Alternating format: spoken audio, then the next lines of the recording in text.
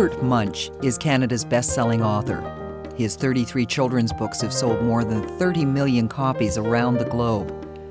Love You Forever, one of his best-known books, is a story about growing up and growing old, and the ties that bind parents and children forever. Robert Munsch is also a performer. His storytelling concerts are a huge hit with the most demanding of audiences, the youngest. They enjoy the way he reflects their lives. Kevin, please come to your birthday party. Robert Munsch loves kids, and they love him. But he needs a regular break from writing and performing.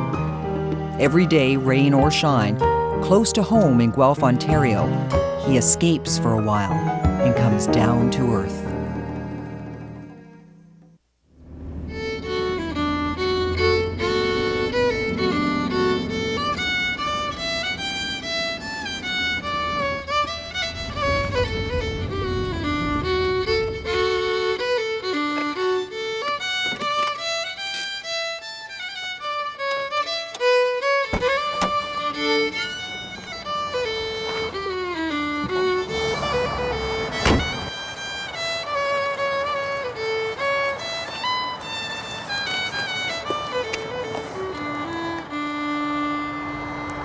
Hi, my name is Bob Munsch. Here I am, 5 minutes from my house, next to a seedy motel on a deserted rail line, right next to the main road in Guelph, Ontario. It's my favorite place in Canada. This is where I walk every day. Come take a walk with me.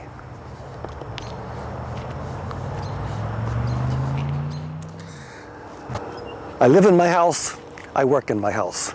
The phone rings all day, the secretary's in the basement, the email piles up. Once, a school bus full of kids came to my front yard and said I was their field trip. 60 kids, pow! So when I want to get away from something, I come here.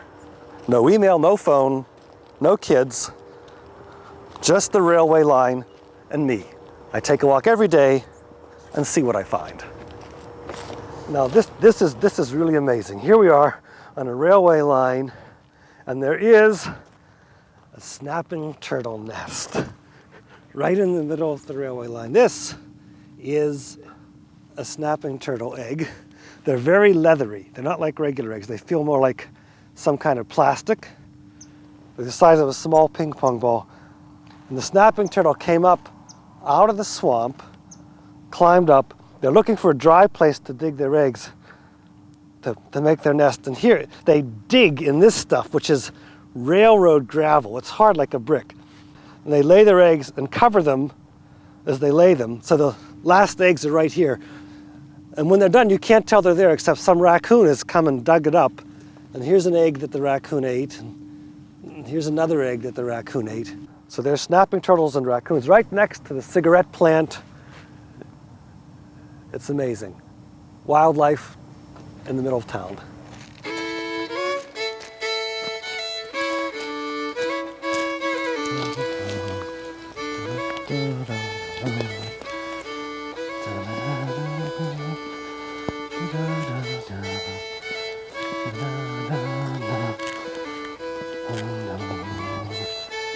Okay, good stuff.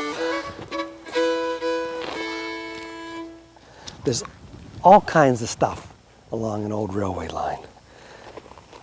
There's water-rounded pebbles. They dug them right out of the ground, a gravel pit, and put them right here. They didn't crush them, just water-rounded pebbles, limestone, and water-rounded pebbles of granite. Limestone is local. If you dig down, you find limestone. You don't find granite. This is from 70 miles away. Glacier brought it here, maybe 500,000 years ago. There's coal. The railroad used to run on coal. The coal would fall out of the cars. You can get pieces of coal like this. You can burn them, and pieces of ash that already got burned in a train. You can take this home and burn it in your fireplace. And stuff they brought in. This is probably from Hamilton. Piece of pig iron. It's waste from an open hearth furnace. Now this would be iron ore. They could use it, but then they couldn't refine it anymore. It's really heavy, dense stuff. But this came from a blast furnace, but all iron gets made in stars. Hydrogen ends up as iron in the centers of stars. Our star has a lot of iron. This isn't from our star, it's from another star, maybe 5 billion years ago. So there's stuff that came from 5 billion years ago. Oh, fossils, fossils. It's a wonderful place for fossils because it's limestone, and the limestone has lots of fossils. Here, this is a crinoid. It's sort of like a starfish, only it had a stem. One of my cousins from 250 million years ago. Well, once every 5 years do I find a crinoid like that. In a railroad line. Industrial junk. I love it.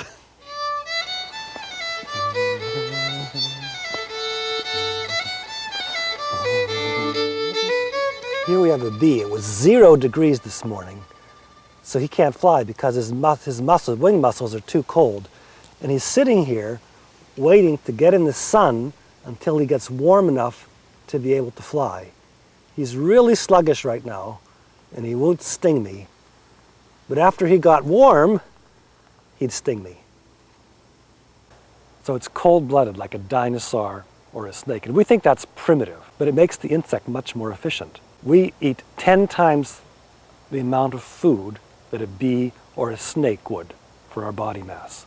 We're very inefficient because we're warm-blooded. This bee does really good, and he can turn himself off, and we can't. Being able to turn yourself off, that's efficient. Glaciers leave these nice water-rounded stones just right for picking up and doing stretching exercises to get my muscles stretched. But for weight-bearing exercise, you can't beat railroad ties. Happily, the railroad leaves them alongside, cut into nice, manageable pieces. And this is real weight-bearing exercise. Let me get this up here. Ah, there we go. Now I can do my Nautilus machine as far as I want along the railroad track. Sometimes I even get maybe half a kilometer before I collapse. These are old tracks. Old tracks are more interesting. The iron was softer then, and the train going over and over and over them gradually makes the iron flow, just like ice in a glacier. It makes it flow, and it gradually forms strips on the side and breaks off. I think it's called spalling. Old railway lines are more interesting. I know I don't think I will make the iron flow, but it still makes a good place to walk. Sometimes I stay on longer than that.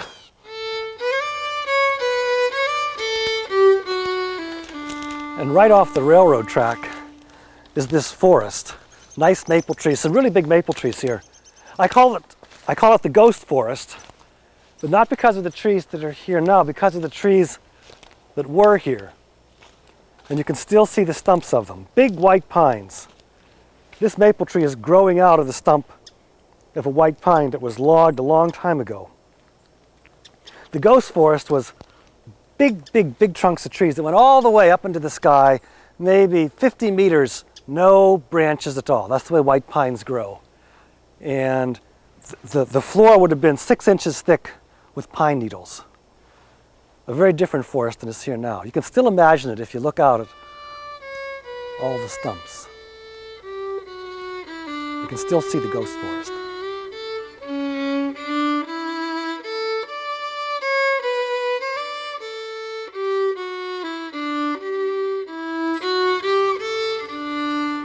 And how old is my ghost forest? Well, this tree, I figured this tree was cut sometime between 1860 and 1900. And I figure it started growing about 1650. Long time before there was a Canada. Long time before there was anybody writing history in Guelph. Back when this was the neutral zone between the Hurons and the Iroquois. This tree has seen a lot of history. And here it is, near the railroad in Guelph, with no history sign. Nobody knows it's here. It's nice to explore your neighborhood.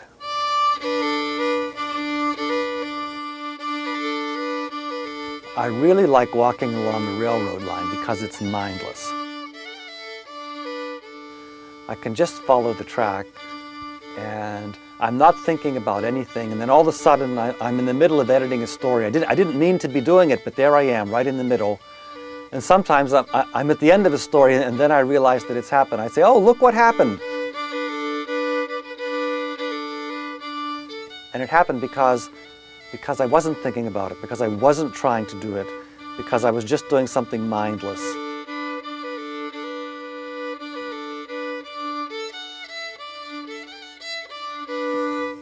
And it happened because I wasn't trying to make it happen.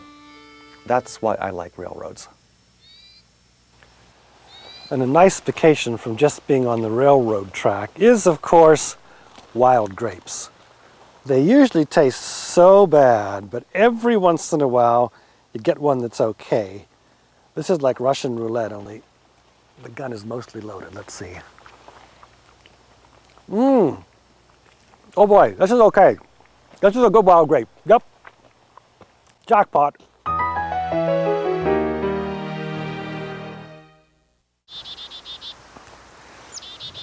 One nice thing about railroads is they eventually always cross a path that goes to a farmer's field, and the field is a nice break from the railroad.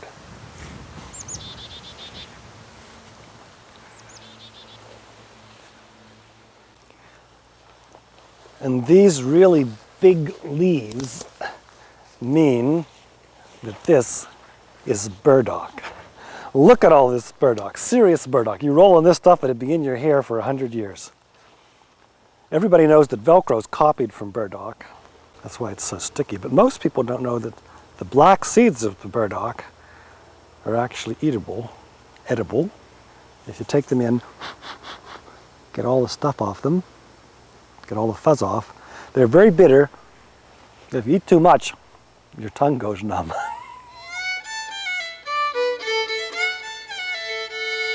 Now the trouble with farmers' lanes is they don't keep them under very good repair.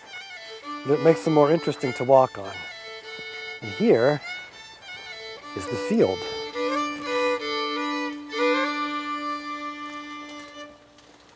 And here's a deer print. The deer print is in the mud right beside a soybean field. And it's the soybean field that makes the deer be here, because this is high protein food. Farmers around Guelph switched to soybeans about 20 years ago. And ever since then we've had lots and lots and lots of deer, because the deer love soybeans. I hate soybeans. Raw soybeans are the worst tasting stuff. But it's high protein for deer. We have lots and lots of deer. And the farmers don't like all the deer, but the deer love the farmers. And when they're done eating in the soybean field, the deer can come back over to the edge and lie down in their very nice deer bed, which is actually a very nice place to take a nap. They always choose really thick grass that's already scrunched down. And this is where I really do take a nap, when I take my walks. You could go do something else for a while.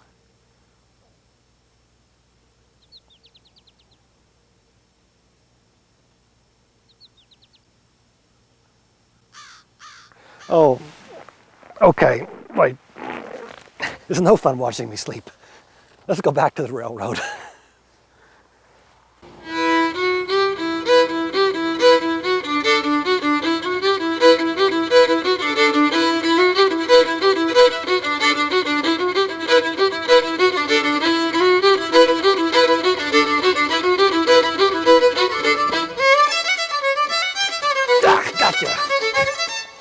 The nice thing about Guelph is there's no poisonous snakes. So you can jump on any snake and you don't have to worry about it biting you. And he's going to hibernate pretty soon.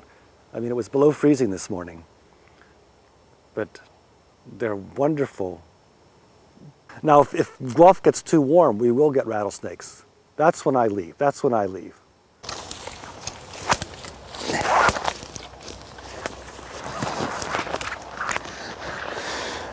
This is the gravel pit where they got the gravel for the railway. No stream goes into it, no stream goes out of it. The level of water here is the level of groundwater around Guelph. 5 years ago, the pond was up here. Now it's almost a meter down. What I'm seeing is climate change. I'm getting to see an amazing climate change, global warming, happening really fast. It's supposed to take thousands of years. In 5 years, wow.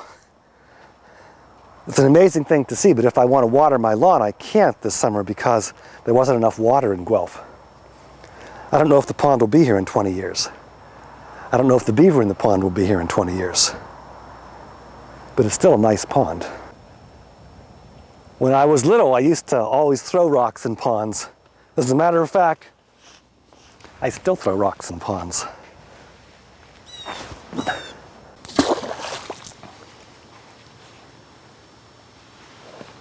And here, at the gravel pit, we have a beaver lodge. You don't have to go to Banff to stay in a lodge. You can sit on the lodge right in Guelph, Ontario. The beavers like gravel pits because they don't have to dam them up. The pond's already there. They move in and start building a lodge out of wood. This used to be a poplar tree yesterday. The beaver chewed it down, and by tomorrow it will look like this. All the bark will be chewed off. It'll be all white. And the beaver will be a little fatter. Wilderness Lodge, Guelph, Ontario. You can go to the museum and see wonderful abstract sculpture, or you can walk up an abandoned railway line to an abandoned rotten railway tie and find wonderful, beautiful orange abstract sculpture done by a fungus. I don't know its name, I don't know what it is. I wish I knew more about funguses, but isn't it lovely? The nice thing about railroads is it takes you to the back door of farms, right into the farmer's woodlot, that you don't want to go into by the farmer's driveway because he owns a big nasty dog. But this way, here I am in the woodlot, acting like an idiot. Oh, I'm getting too old for this. On my tombstone, it's going to say he climbed a tree at 63, and that was the end of that. Safer. Anything I choose to really look at becomes endlessly interesting and endlessly complicated. Even an old log in a woodlot by the railroad track could be my life's work if I really wanted to study it.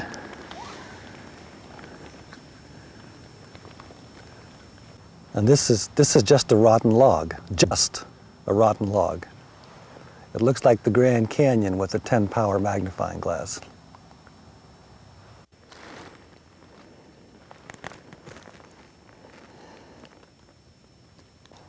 This is a millipede. You can tell it's a millipede because the legs are right underneath it. They don't come out on the sides like a centipede. It eats rotten wood, so this is millipede heaven. All sorts of stuff to eat. I figure our ancestors a long time ago looked something like this. Actually, they were marine worms, but they look something like this. Uncle George. Hi, Uncle George. Life is endlessly wonderful and complex. Here's a snail.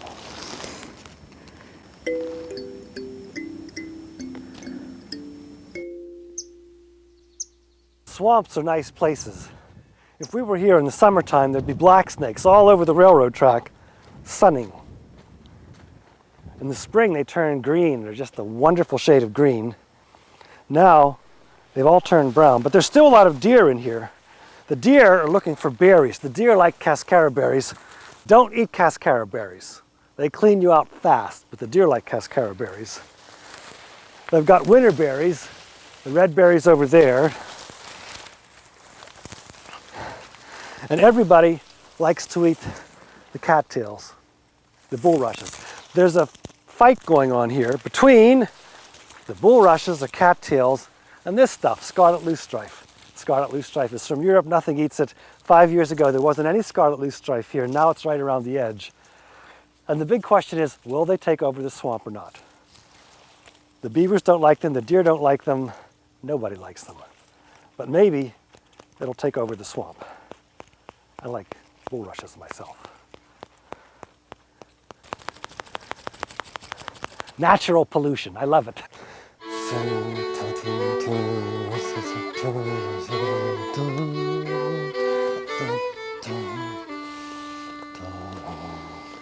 This is an old railroad siding. They've taken up the tracks, taken up the ties. There was one there, one here. Makes a nice secluded place beside the track. Nice place to build a fire. And since it's an old railroad siding, if I want to, I can look around and find some coal and make a coal fire. Oh, wonderful. Yeah. This is where I've built coal fires before. This isn't wood ash, this is coal clinkers, coal ash. It's quite secluded, nobody ever comes here. But you can't start coal by itself, you need to start a wood fire first.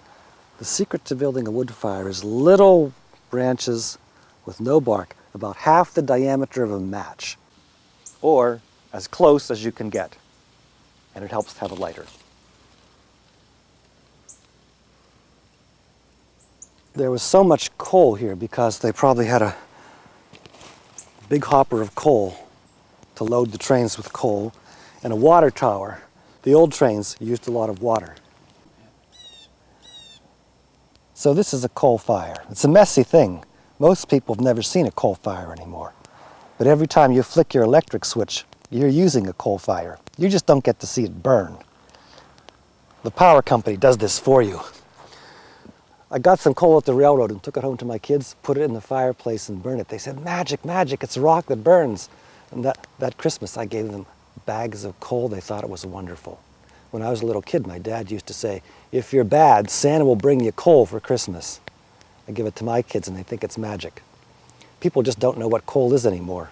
We use it all the time and we never get to see it burn. So I've been taking walks here for 15 years. Taking walks 5 minutes from home in an area I could drive through in 2 minutes. Walks have always been important to me ever since I was a little kid. They kind of recreate my life. I don't mean for anything to happen, but things do. And I come back from a walk feeling okay about myself and okay about my life and kind of recreated. If I don't get my hour's walk every day, I lose my vitamins. It's the vitamins for my life.